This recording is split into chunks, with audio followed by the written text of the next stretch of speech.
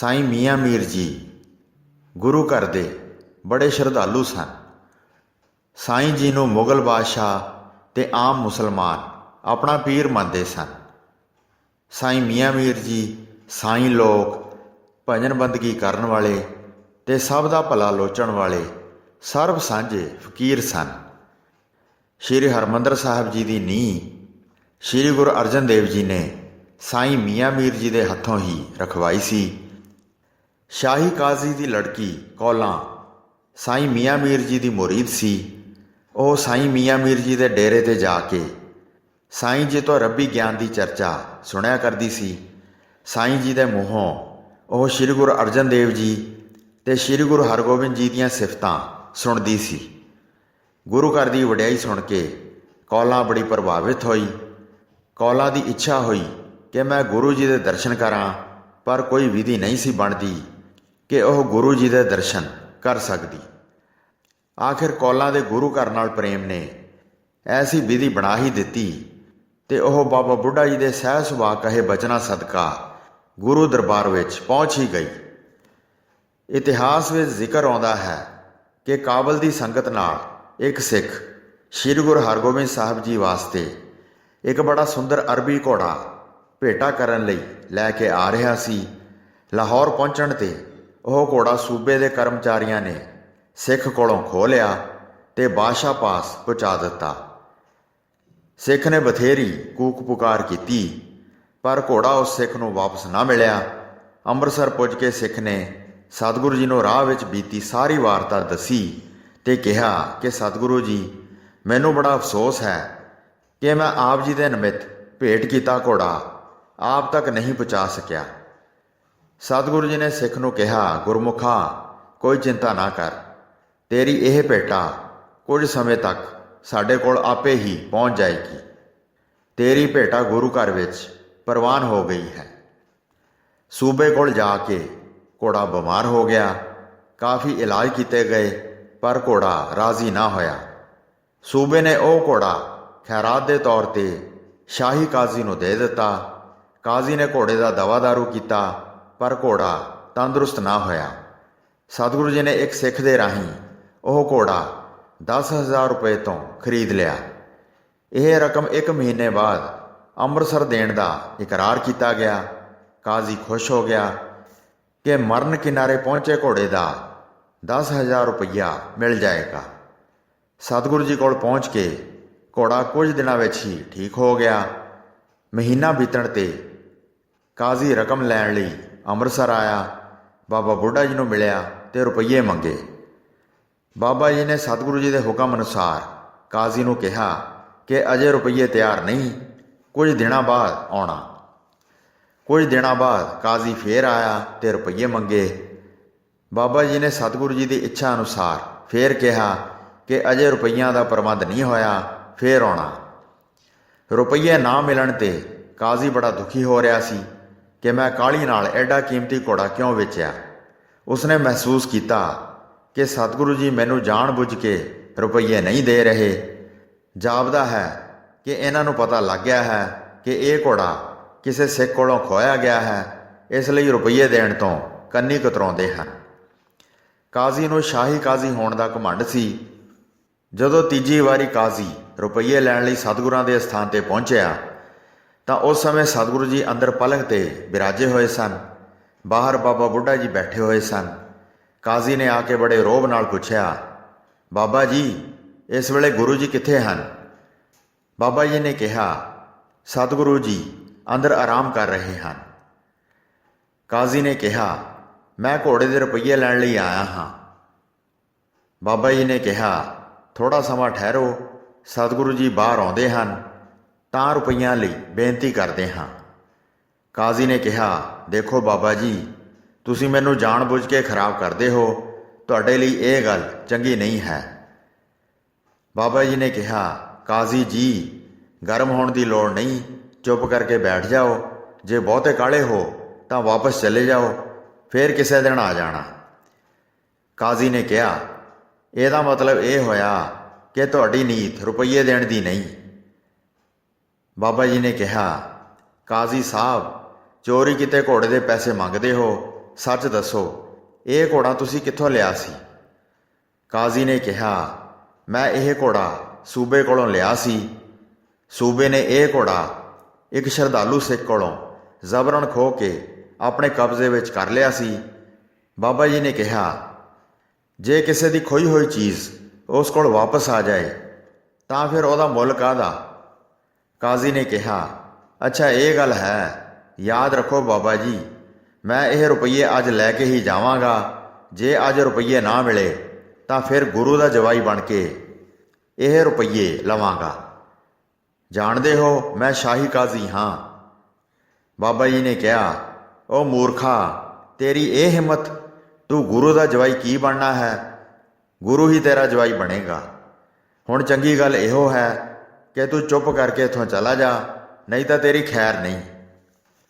ਕਾਜ਼ੀ ਬਾਬਾ ਜੀ ਨੂੰ ਬੜੇ ਗੁੱਸੇ ਵਿੱਚ ਆਇਆ ਵੇਖ ਕੇ ਵੱਧ ਘੱਟ ਬੋਲਦਾ ਚਲਾ ਗਿਆ। ਸਤਿਗੁਰੂ ਜੀ ਬਾਬਾ ਜੀ ਦੀ ਕਾਜ਼ੀ ਨਾਲ ਹੋ ਰਹੀ ਗੱਲਬਾਤ ਅੰਦਰ ਸੁਣ ਰਹੇ ਸਨ। ਕਾਜ਼ੀ ਦੇ ਚਲੇ ਜਾਣ ਤੋਂ ਬਾਅਦ ਸਤਿਗੁਰੂ ਜੀ ਨੇ ਬਾਬਾ ਬੁੱਢਾ ਜੀ ਨੂੰ ਅੰਦਰ ਸੱਦਿਆ ਤੇ ਕਿਹਾ, ਮਹਾਂਪੁਰਸ਼ੋ, ਇਹ ਆਪ ਨੇ ਸਹਿ ਸੁਭਾਅ ਕੀ ਬਚਨ ਮੂੰਹੋਂ ਕੱਢ ਦਿੱਤਾ ਹੈ? ਬਾਬਾ ਜੀ ਨੇ ਕਿਹਾ, ਸਤਿਗੁਰੂ ਜੀ, ਇਹ ਬਚਨ ਅਵੱਸ਼ ਪੂਰਾ ਹੋਵੇਗਾ। ਇਸ ਦੀ ਲੜਕੀ ਸਾਈਂ ਮੀਆਂ ਮੀਰ ਜੀ ਦੀ ਸੰਗਤ ਕਰਕੇ ਗੁਰੂ ਘਰ ਦੀ ਪ੍ਰੇਮਣ ਬਣ ਗਈ ਹੈ। ਉਹ ਆਪ ਦੇ ਚਰਨਾਂ ਵਿੱਚ ਪੁੱਜ ਕੇ ਮੁਕਤੀ ਪ੍ਰਾਪਤ ਕਰੇਗੀ। ਉਸ ਦੀ ਭਗਤੀ ਫਲੀਭੂਤ ਹੋਣ ਵਾਲੀ ਹੈ। ਸਤਿਗੁਰੂ ਜੀ ਨੇ ਕਿਹਾ, ਚੰਗਾ ਬਾਬਾ ਜੀ, ਆਪ ਜੀ ਦੇ ਕਹੇ ਹੋਏ ਬਚਨ ਕਦੀ ਖਾਲੀ ਨਹੀਂ ਜਾਂਦੇ। ਜੋ ਆਪ ਨੇ ਕਿਹਾ ਹੈ ਕਿਸੇ ਦਿਨ ਇਹ ਬਚਨ ਪੂਰਾ ਹੋ ਕੇ ਰਹੇਗਾ। ਇਸ ਦਿਨ ਤੋਂ ਬਾਅਦ ਕਾਜ਼ੀ ਫਿਰ ਰੁਪਈਏ ਲੈਣ ਲਈ ਨਾ ਆਇਆ। ਸਾਈਂ ਮੀਆਂ ਮੀਰ ਜੀ ਦੀ ਸੰਗਤ ਵਿੱਚ ਜਾਣ ਕਰਕੇ ਕਾਜ਼ੀ ਦੀ ਲੜਕੀ ਕੌਲਾਂ ਰੱਬੀ ਰੰਗ ਵਿੱਚ ਰੰਗੀ ਗਈ। ਹੁਣ ਉਸ ਨੂੰ ਦੁਨੀਆ ਨਾਲ ਕੋਈ ਮੋਹ ਨਾ ਰਿਹਾ। ਸਾਈਂ ਜੀ ਦੇ ਮੁਖੋਂ ਗੁਰੂ ਘਰ ਦੀ ਵਡਿਆਈ ਤੇ ਸ੍ਰੀ ਗੁਰੂ ਹਰਗੋਬਿੰਦ ਜੀ ਦੀ ਉਪਮਾ ਸੁਣ ਸੁਣ ਕੇ ਉਸ ਦਾ ਮਨ ਗੁਰੂ ਦਰਸ਼ਨਾਂ ਨੂੰ ਲੋਚਣ ਲੱਗ ਪਿਆ। ਉਸ ਦੀ ਇੱਛਾ ਇਹ ਹੋਈ ਕਿ ਕੋਈ ਵਿਧੀ ਬਣੇ ਕਿ ਮੈਂ ਗੁਰੂ ਘਰ ਦੇ ਦਰਸ਼ਨ ਕਰਨ ਲਈ ਹਾਜ਼ਰ ਹੋਵਾਂ। ਕੁਝ ਸਮੇਂ ਬਾਅਦ ਸ੍ਰੀ ਗੁਰੂ ਹਰਗੋਬਿੰਦ ਜੀ ਸਿੱਖ ਸੰਗਤਾਂ ਨੂੰ ਦਰਸ਼ਨ ਦੇਣ ਲਈ ਲਾਹੌਰ ਗਏ। ਕੌਲਾਂ ਨੇ ਸਤਿਗੁਰੂ ਜੀ ਦੇ ਆਉਣ ਦੀ ਖਬਰ ਸੁਣੀ। ਜਿਸ ਰਾਹ ਤੋਂ ਸਤਿਗੁਰੂ ਜੀ ਨੇ ਲੰਘਣਾ ਸੀ, ਕੌਲਾਂ ਉਸ ਰਾਹ 'ਤੇ ਖੜੀ ਹੋ ਗਈ ਤੇ ਜਦੋਂ ਸਤਿਗੁਰੂ ਜੀ ਸਿੱਖਾਂ ਸਮੇਤ ਘੋੜੇ 'ਤੇ ਚੜ੍ਹੇ, ਬੜੇ ਸ਼ਾਹੀ ਠਾਠ ਵਿੱਚ ਉਸ ਰਾਹ ਤੋਂ ਲੰਘੇ ਤਾਂ ਕੌਲਾਂ ਦਰਸ਼ਨ ਕਰਕੇ ਮੁਗਧ ਹੋ ਗਈ ਤੇ ਉਸ ਦੇ ਮਨ ਵਿੱਚ ਸਤਿਗੁਰੂ ਜੀ ਲਈ ਅਗਾਹ ਸ਼ਰਧਾ ਉਤਪੰਨ ਹੋ ਗਈ। ਹੁਣ ਉਹ ਹਰ ਘੜੀ ਸਤਿਗੁਰੂ ਜੀ ਦੀ ਮੋਹਣੀ ਸੂਰਤ ਨੂੰ ਹਿਰਦੇ ਵਿੱਚ ਵਸਾਈ ਰੱਖਦੀ। ਕੌਲਾਂ ਦੀ ਮਾਤਾ ਨੂੰ ਕੌਲਾਂ ਦੀਆਂ ਸਹੇਲੀਆਂ ਰਾਹੀਂ ਉਸ ਦੀ ਇਸ ਲਗਨ ਦਾ ਪਤਾ ਲੱਗ ਗਿਆ। ਉਸਨੇ ਕਾਜ਼ੀ ਨੂੰ ਦੱਸਿਆ ਕਿ ਸਾਈਂ ਮੀਆਂ ਮੀਰ ਜੀ ਦੀ ਸੰਗਤ ਵਿੱਚ ਜਾਣ ਕਰਕੇ ਕੌਲਾਂ ਗੁਰੂ ਘਰ ਦੀ ਮੁਰੀਦ ਬਣ ਗਈ ਹੈ। ਉਹ ਹਰ ਸਮੇਂ ਸ੍ਰੀ ਗੁਰੂ ਹਰਗੋਬਿੰਦ ਜੀ ਦੀ ਤਾਰੀਫ ਕਰਦੀ ਰਹਿੰਦੀ ਹੈ। ਕਾਜ਼ੀ ਆਪਣੀ ਬੀਵੀ ਕੋਲੋਂ ਇਹ ਗੱਲ ਸੁਣ ਕੇ ਲੋਹਾ ਲਾਖਾ ਹੋ ਗਿਆ। ਉਹ ਘੋੜੇ ਦੇ ਰੁਪਈਏ ਨਾ ਮਿਲਣ ਕਰਕੇ ਗੁਰੂ ਜੀ ਦਾ ਅੱਗੇ ਹੀ ਵਿਰੋਧੀ ਸੀ, ਉਤੋਂ ਆਪਣੀ ਲੜਕੀ ਦਾ ਗੁਰੂ ਘਰ ਨਾਲ ਪ੍ਰੇਮ ਸੁਣ ਕੇ ਹੋਰ ਵੀ ਔਖਾ ਹੋ ਗਿਆ। ਕਾਜ਼ੀ ਨੇ ਕੌਲਾਂ ਨੂੰ ਕਿਹਾ ਕਿ ਤੂੰ ਹਿੰਦੂਆਂ ਦੇ ਪੀਰ ਦੀ ਤਾਰੀਫ ਕਰਦੀ ਹੈ, ਤੂੰ ਕਾਫਿਰ ਹੈ, ਤੂੰ ਇਸ ਕੰਮ ਤੋਂ ਬਾਜ਼ ਆ ਜਾ। ਕੌਲਾਂ ਨੇ ਕਿਹਾ, ਗੁਰੂ ਜੀ ਤਾਂ ਅੱਲਾ ਦੇ ਨੂਰ ਹਨ, ਤੁਸੀਂ ਉਹਨਾਂ ਨਾਲ ਵਿਰੋਧ ਨਾ ਕਰਿਆ ਕਰੋ। ਕੌਲਾਂ ਦੀ ਇਹ ਗੱਲ ਸੁਣ ਕੇ ਕਾਜ਼ੀ ਬਹੁਤ ਦੁਖੀ ਹੋਇਆ ਤੇ ਉਸਨੇ ਗੁੱਸੇ ਵਿੱਚ ਆ ਕੇ ਕੌਲਾਂ ਨੂੰ ਬੈਂਤਾਂ ਨਾਲ ਬੜਾ ਮਾਰਿਆ। ਉਸ ਨੂੰ ਬਾਬਾ ਬੁੱਢਾ ਜੀ ਦੇ ਬਚਨ ਯਾਦ ਆ ਰਹੇ ਸਨ ਤੇ ਉਸ ਦਾ ਗੁੱਸਾ ਹੋਰ ਵੱਧ ਰਿਹਾ ਸੀ। ਕੌਲਾਂ ਦੀਆਂ ਚੀਕਾਂ ਸੁਣ ਕੇ ਕੌਲਾਂ ਦੀ ਮਾਤਾ ਨੇ ਆਣ ਕੇ ਉਸ ਨੂੰ ਛੁਡਾਇਆ। ਡੁਸਕਦੀ ਹੋਈ ਕੌਲਾਂ ਨੇ ਕਿਹਾ, ਹੇ ਪੀਰਾਂ ਦੇ ਪੀਰ ਗੁਰੂ ਜੀ, ਤੇਰੀ ਦੁਹਾਈ ਹੈ, ਮੈਨੂੰ ਇਸ ਦੁੱਖ ਤੋਂ ਬਚਾਓ। ਕੌਲਾਂ ਦੀ ਇਹ ਦੁਹਾਈ ਸੁਣ ਕੇ ਕਾਜ਼ੀ ਨੇ ਕੌਲਾਂ ਨੂੰ ਫੇਰ ਮਾਰਿਆ, ਜਿਸ ਨਾਲ ਕੌਲਾਂ ਬੇਹੋਸ਼ ਹੋ ਗਈ ਤੇ ਕਾਜ਼ੀ ਗੁੱਸੇ ਨਾਲ ਬਕਦਾ ਬਾਹਰ ਚਲਾ ਗਿਆ। ਕੌਲਾਂ ਨੂੰ ਜਦ ਕਾਜ਼ੀ ਨੇ ਬਹੁਤ ਮਾਰਿਆ ਅਤੇ ਗੁੱਸੇ ਨਾਲ ਜਾਨੋਂ ਮਾਰ ਦੇਣ ਦੀ ਧਮਕੀ ਦਿੱਤੀ ਤਾਂ ਕੌਲਾਂ ਨੇ ਖਾਣਾ ਪੀਣਾ ਛੱਡ ਦਿੱਤਾ ਤੇ ਅਤ ਦੁਖੀ ਹੋ ਕੇ ਆਪਣੀ ਇੱਕ ਦਾਸੀ ਨੂੰ ਰਾਤ ਸਮੇਂ ਗੁਰੂ ਜੀ ਦੇ ਕੋਲ ਭੇਜਿਆ ਤੇ ਬੇਨਤੀ ਕੀਤੀ ਕਿ ਸਤਿਗੁਰੂ ਜੀ, ਜਿਵੇਂ ਵੀ ਹੋਵੇ ਮੈਨੂੰ ਦਰਸ਼ਨ ਦਿਓ। ਮੈਂ ਆਪ ਦੇ ਦਰਸ਼ਨਾਂ ਤੋਂ ਬਿਨਾਂ ਤੜਫ ਰਹੀ ਹਾਂ, ਮੈਨੂੰ ਇਸ ਦੁੱਖ ਤੋਂ ਬਚਾਓ। ਕੌਲਾਂ ਦੇ ਮਨ ਦੀ ਸੱਚੀ ਤੜਫ ਨੂੰ ਜਾਣ ਕੇ ਗੁਰੂ ਜੀ ਨੇ ਦਾਸੀ ਨੂੰ ਕਿਹਾ ਕਿ ਅਸੀਂ ਕੱਲ੍ਹ ਸਵੇਰੇ ਅੰਮ੍ਰਿਤਸਰ ਨੂੰ ਵਾਪਸ ਜਾ ਰਹੇ ਹਾਂ। ਕੌਲਾਂ ਨੂੰ ਕਹਿਣਾ ਕਿ ਅੱਜ ਰਾਤ ਸਮੇਂ ਸਾਡੇ ਘੋੜੇ ਦੀ ਆਵਾਜ਼ ਸੁਣ ਕੇ ਝਟਪਟ ਹੀ ਆਪਣੇ ਮਕਾਨ ਤੋਂ ਬਾਹਰ ਨਿਕਲ ਕੇ ਬਿਨਾਂ ਕਿਸੇ ਡਰ ਦੇ ਸਾਡੇ ਪਾਸ ਆ ਜਾਵੇ। ਜਦੋਂ ਸਤਿਗੁਰੂ ਜੀ ਦਾ ਇਹ ਸੁਨੇਹਾ ਦਾਸੀ ਨੇ ਕੌਲਾਂ ਨੂੰ ਆਣ ਕੇ ਸੁਣਾਇਆ ਤਾਂ ਕੌਲਾਂ ਬਹੁਤ ਖੁਸ਼ ਹੋਈ ਅਤੇ ਆਪਣੀ ਬਾਰੀ ਵਿੱਚ ਬੈਠ ਕੇ ਸਤਿਗੁਰੂ ਜੀ ਦੀ ਉਡੀਕ ਕਰਨ ਲੱਗੀ। ਇੱਧਰ ਗੁਰੂ ਜੀ ਨੇ ਬਾਬਾ ਬੁੱਢਾ ਜੀ ਨੂੰ ਕਿਹਾ ਕਿ ਇੱਥੇ ਲਾਹੌਰ ਵਿੱਚ ਹੁਣ ਸਾਡਾ ਕੋਈ ਕੰਮ ਨਹੀਂ, ਸਭ ਡੇਰੇ ਨੂੰ ਤਿਆਰ ਕਰੋ ਤੇ ਅੰਮ੍ਰਿਤਸਰ ਵੱਲ ਕੂਚ ਕਰ ਦਿਓ। ਅੰਮ੍ਰਿਤਸਰ ਤੋਂ 5 ਕੋਹ ਉਹਨਾਂ ਠਹਿਰ ਕੇ ਸਾਡੀ ਉਡੀਕ ਕਰਨੀ, ਅਸੀਂ ਰਾਤ ਸਮੇਂ ਤੁਹਾਨੂੰ ਉੱਥੇ ਆ ਮਿਲਾਂਗੇ। ਬਾਬਾ ਬੁੱਢਾ ਜੀ ਗੁਰੂ ਜੀ ਦੀ ਆਗਿਆ ਅਨੁਸਾਰ ਸਭ ਸਾਥੀਆਂ ਨੂੰ ਨਾਲ ਲੈ ਕੇ ਤੁਰ ਪਏ। ਇੱਧਰੋਂ ਜਦੋਂ ਅੱਧੀ ਰਾਤ ਬੀਤ ਗਈ ਤਾਂ ਗੁਰੂ ਜੀ ਸ਼ਸਤਰ ਬਸਤਰ ਪਹਿਨ ਕੇ ਘੋੜੇ ਉੱਤੇ ਸਵਾਰ ਹੋ ਕੇ ਕਾਜ਼ੀ ਦੇ ਘਰ ਕੋਲ ਚਲੇ ਗਏ। ਕੌਲਾਂ ਅੱਗੇ ਹੀ ਸਤਿਗੁਰੂ ਜੀ ਦੀ ਉਡੀਕ ਕਰ ਰਹੀ ਸੀ। ਸਤਿਗੁਰੂ ਜੀ ਨੂੰ ਵੇਖ ਕੇ ਝਟਪਟ ਬਾਹਰ ਆ ਗਈ।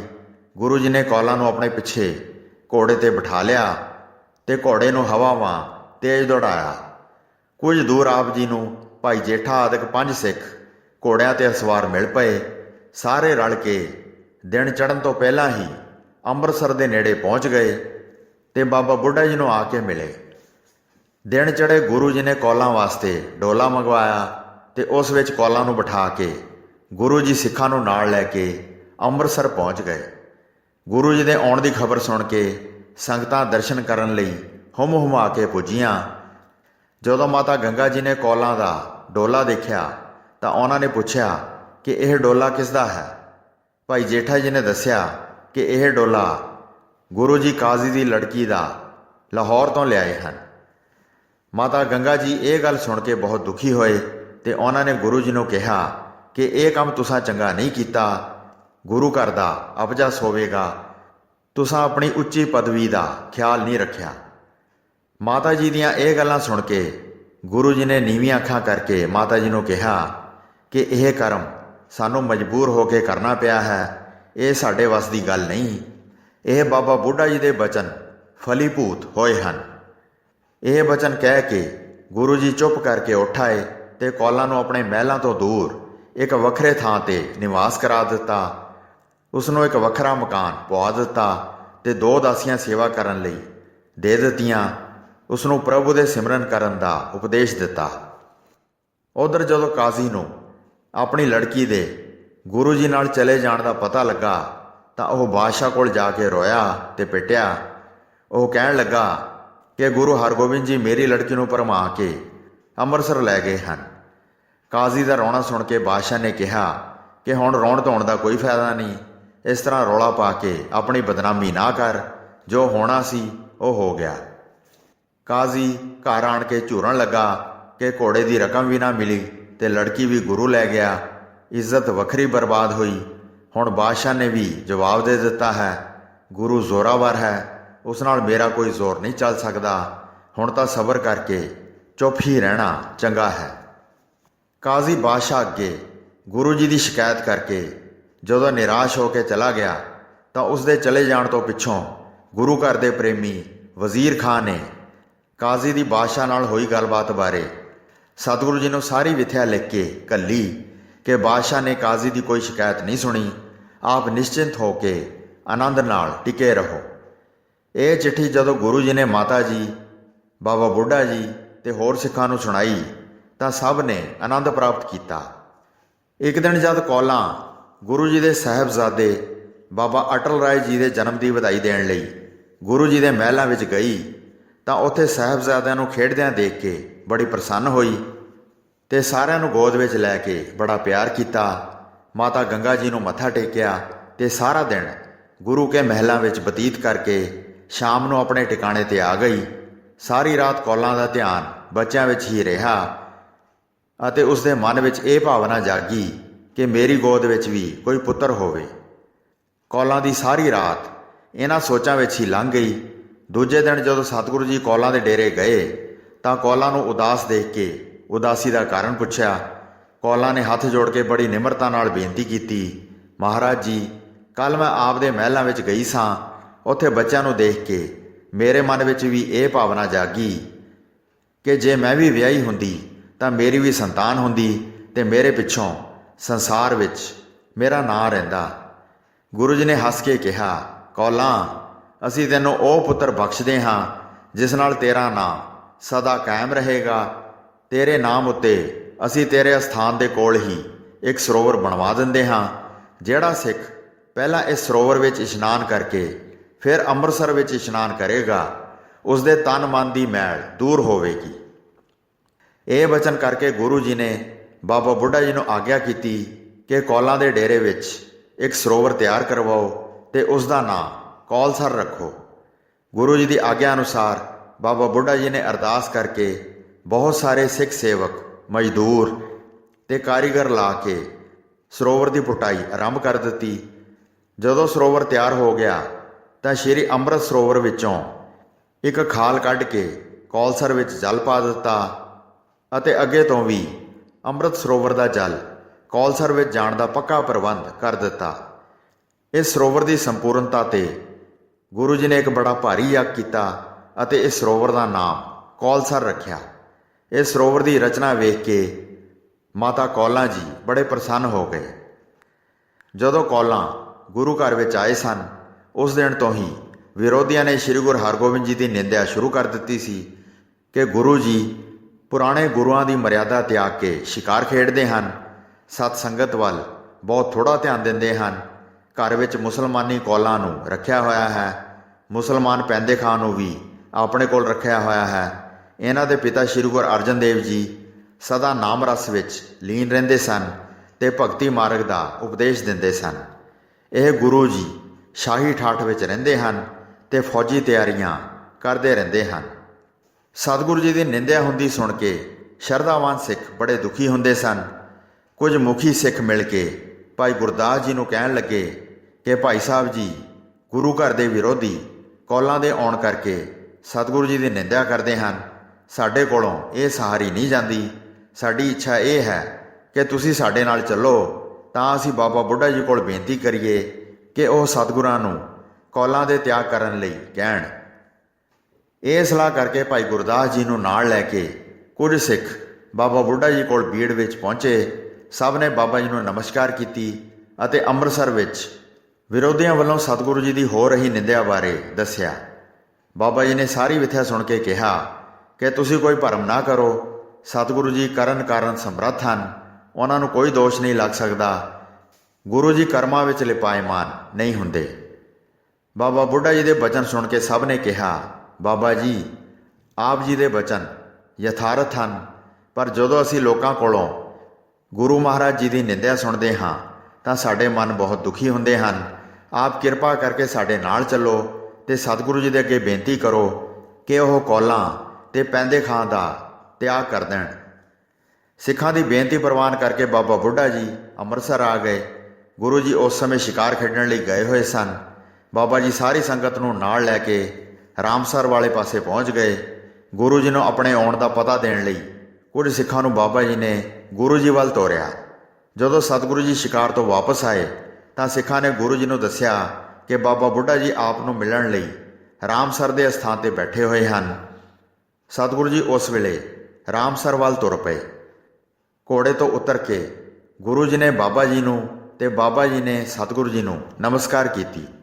ਜਦੋਂ ਸਤਿਗੁਰੂ ਜੀ ਨੇ ਬਾਬਾ ਜੀ ਨੂੰ ਆਉਣ ਦਾ ਕਾਰਨ ਪੁੱਛਿਆ ਤਾਂ ਬਾਬਾ ਜੀ ਨੇ ਕਿਹਾ, ਹੇ ਅੰਤਰਜਾਮੀ ਸਤਿਗੁਰੂ ਜੀ, ਆਪ ਘੱਟ ਘੱਟ ਦੀ ਜਾਣਨਹਾਰ ਹੋ, ਪਰ ਫਿਰ ਮੈਂ ਸੰਗਤ ਵੱਲੋਂ ਇੱਕ ਬੇਨਤੀ ਕਰਨ ਲਈ ਆਪ ਦੀ ਸੇਵਾ ਵਿੱਚ ਹਾਜ਼ਰ ਹੋਇਆ ਹਾਂ। ਬੇਨਤੀ ਇਹ ਹੈ ਕਿ ਆਪ ਦੇ ਕੌਤਕਾਂ ਨੂੰ ਸੰਸਾਰੀ ਜੀਵ ਨਹੀਂ ਸਮਝ ਸਕਦੇ, ਇਸ ਲਈ ਕਈ ਤਰ੍ਹਾਂ ਦੇ ਦੋਸ਼ ਆਪ ਨੂੰ ਲਾ ਰਹੇ ਹਨ ਤੇ ਨਿੰਦਿਆ ਕਰ ਰਹੇ ਹਨ। ਸਿੱਖ ਆਪ ਦੀ ਨਿੰਦਿਆ ਸੁਣ ਕੇ ਦੁਖੀ ਹੁੰਦੇ ਹਨ। ਸਿੱਖ ਵਿਰੋਧੀ ਨਿੰਦਕਾਂ ਨਾਲ ਲੜਦੇ ਝਗੜਦੇ ਹਨ। ਆਪ ਸਿੱਖਾਂ ਨੂੰ ਇਸ ਕਲਾ ਕਲੇਸ਼ ਤੋਂ ਬਚਾਉਣ ਲਈ ਕੌਲਾਂ ਦਾ ਤਿਆਗ ਕਰ ਦਿਓ। ਇੱਥੇ ਸਭ ਸੰਗਤ ਇਹੋ ਬੇਨਤੀ ਕਰਨ ਤੇ ਵਿਚਾਰ ਕਰਨ ਲਈ ਹਾਜ਼ਰ ਹੋਈ ਹੈ। ਬਾਬਾ ਜੀ ਦੀ ਇਹ ਗੱਲ ਸੁਣ ਕੇ ਕੋਲ ਬੈਠੇ ਭਾਈ ਜੇਠਾ ਜੀ, ਭਾਈ ਤਖਤੂ ਜੀ ਤੇ ਭਾਈ ਬੀਧੀ ਚੰਦ ਜੀ ਆਦਿ ਸਿੱਖ ਵੀ ਬੋਲ ਉੱਠੇ ਕਿ ਮਹਾਰਾਜ ਜੀ, ਬਾਬਾ ਜੀ ਠੀਕ ਕਹਿੰਦੇ ਹਨ। ਆਪ ਜੀ ਦੀ ਬਹੁਤ ਨਿੰਦਿਆ ਹੋ ਰਹੀ ਹੈ। ਬਾਬਾ ਜੀ ਦੀ ਬੇਨਤੀ ਮੰਨਣਯੋਗ ਹੈ। ਗੁਰੂ ਜੀ ਨੇ ਸਭ ਸਿੱਖਾਂ ਦੇ ਬਚਨ ਸੁਣ ਕੇ ਫਰਮਾਇਆ, ਬਾਬਾ ਜੀ, ਤੁਹਾਡੇ ਵਾਕਾਂ ਕਰਕੇ ਹੀ ਕੌਲਾਂ ਆਈ ਸੀ ਤੇ ਆਪ ਜੀ ਦੇ ਬਚਨਾਂ ਨਾਲ ਹੀ ਇਸ ਨੂੰ ਤਿਆਗਣ ਦੀ ਵਿਚਾਰ ਹੋਈ ਹੈ, ਪਰ ਇਸ ਦੀ ਉਮਰ ਹੁਣ ਕੇਵਲ 15 ਦਿਨ ਬਾਕੀ ਹੈ। ਇਸ ਤੋਂ ਉਪਰੰਤ ਇਸ ਦਾ ਤਿਆਗ ਆਪਣੇ ਆਪ ਹੀ ਹੋ ਜਾਏਗਾ। ਬਾਬਾ ਜੀ ਨੇ ਬੇਨਤੀ ਕੀਤੀ, ਪਰ ਤੁਸੀਂ 15 ਦਿਨ ਵੀ ਇਸ ਨੂੰ ਇੱਥੇ ਨਾ ਰੱਖੋ। ਗੁਰੂ ਜੀ ਨੇ ਕਿਹਾ, ਚੰਗਾ, ਜੇ ਆਪ ਦੀ ਇਹੋ ਇੱਛਾ ਹੈ ਤਾਂ ਅਸੀਂ ਇਸ ਨੂੰ ਅੱਜ ਹੀ ਕਰਤਾਰਪੁਰ ਭੇਜ ਦਿੰਦੇ ਹਾਂ। ਗੁਰੂ ਜੀ ਨੇ ਬਾਬਾ ਜੀ ਦਾ ਬਚਨ ਮੰਨ ਕੇ ਕਿਹਾ। ਸਤਿਗੁਰੂ ਜੀ ਦਾ ਇਹ ਫੈਸਲਾ ਸੁਣ ਕੇ ਸਿੱਖ ਬੜੇ ਪ੍ਰਸੰਨ ਹੋਏ। ਉਪਰੰਤ ਬਾਬਾ ਜੀ ਨੇ ਕਿਹਾ, ਮਹਾਰਾਜ ਜੀ, ਇਸ ਸਥਾਨ 'ਤੇ ਸੱਤ ਤੇ ਅਸੱਤ ਦੀ ਵਿਚਾਰ ਹੋਈ ਹੈ, ਇਸ ਕਰਕੇ ਆਪ ਇੱਥੇ ਇੱਕ ਸਰੋਵਰ ਦੀ ਰਚਨਾ ਕਰਨ ਦੀ ਆਗਿਆ ਦਿਓ ਤੇ ਇਸ ਸਰੋਵਰ ਦਾ ਨਾਮ ਵਿਵੇਕਸਰ ਰੱਖੋ। ਜਿਹੜਾ ਕੋਈ ਸਿੱਖ ਇਸ ਸਰੋਵਰ ਵਿੱਚ ਪ੍ਰੇਮ ਤੇ ਸ਼ਰਧਾ ਸਹਿਤ ਇਸ਼ਨਾਨ ਕਰੇਗਾ, ਉਸ ਨੂੰ ਗਿਆਨ ਤੇ ਵਿਵੇਕ ਦੀ ਪ੍ਰਾਪਤੀ ਹੋਵੇਗੀ ਤੇ ਉਸ ਦੇ ਸਾਰੇ ਦੋਸ਼ ਮਿਟ ਜਾਣਗੇ। ਗੁਰੂ ਜੀ ਨੇ ਬਾਬਾ ਜੀ ਨੂੰ ਸਤ ਬਚਨ ਆਖ ਕੇ ਇਸ ਸਰੋਵਰ ਦੀ ਨੀਂਹ ਬਾਬਾ ਜੀ ਦੇ ਹੱਥੋਂ ਹੀ ਰਖਵਾਈ ਤੇ ਬਚਨ ਕੀਤਾ ਕਿ ਇੱਥੇ ਵਿਵੇਕੀ ਸਿੱਖ ਨਿਵਾਸ ਕਰਿਆ ਕਰਨਗੇ।